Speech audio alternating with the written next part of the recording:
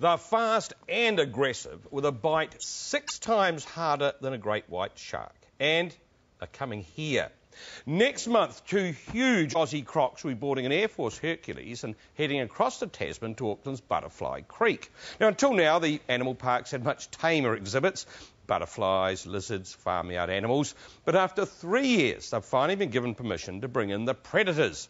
Here's Robin James with John and Brian from Butterfly Creek as they hunt for their new crocs.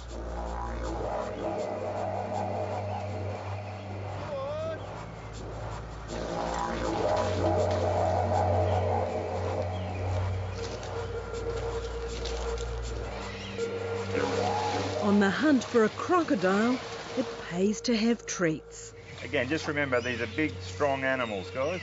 John and Brian have come to Humpty Doo Croc Farm north of Darwin, looking for 2 crocs for Butterfly Creek. They disappeared into the murky water and we had a bit of a struggle finding them and pulling them out. You've got to remember, yell out help very loudly. That way we can get out of the way. It seems you don't so much choose a croc as take what you can get.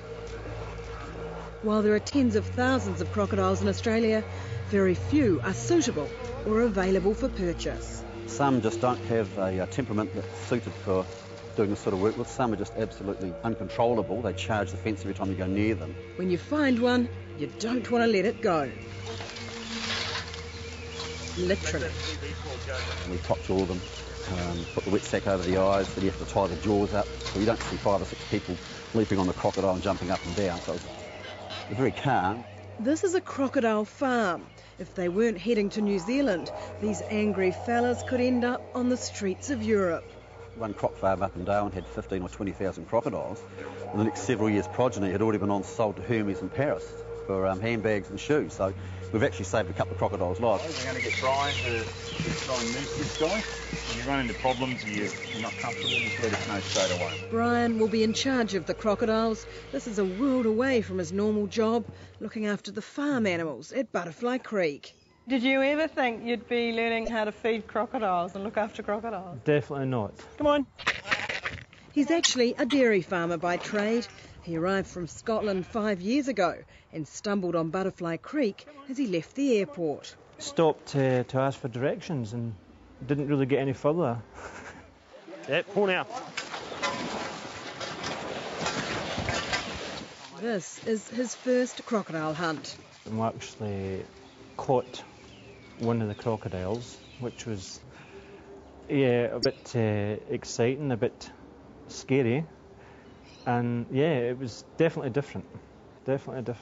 Once you've caught one, you've got to move it, and a whole lot of new challenges come with that. They're very, very clever predators, and they move very quick over a short distance. An animal this size will bite, they estimate, about 6 times harder than a great white shark.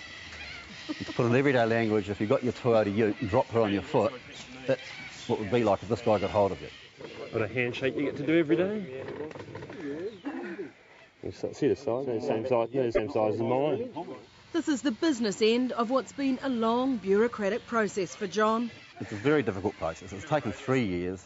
We see the reasons for all the barriers put in our way, but if I knew what was involved, I'd be thinking twice about embarking on it again. It's been a very difficult process. Getting through the approvals and then actually securing the animals is not as easy as you might think.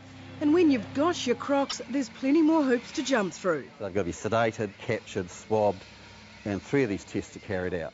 1 croc failed, so we had to find another one. The crocodiles were caught last July. It'll be April before they get to New Zealand. One of our big issues was animal welfare, like coming from Darwin, the commercial airline routes bunny hop, and it can take an awfully long time, with long time on the ground between flights, and these guys are very prone for stress.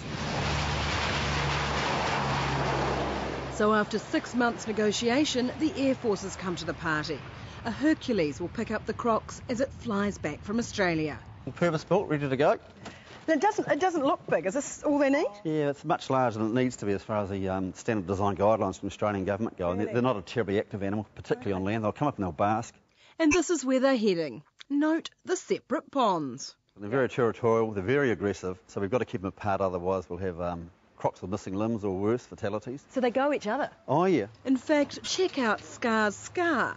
He got that crashing through a corrugated iron fence to kill another croc. Very big, very dangerous, but, you know, as long as we're careful around them, we'll be okay. We'll have Brian up on that area, which will be grass by then, doing live feed shows, bit of chicken meat. Crocodile comes out, grabs the meat, dives back in the pool. So we're doing shows on both sides, yeah. In the meantime, he's off to Cairns for some crocodile wrangling lessons.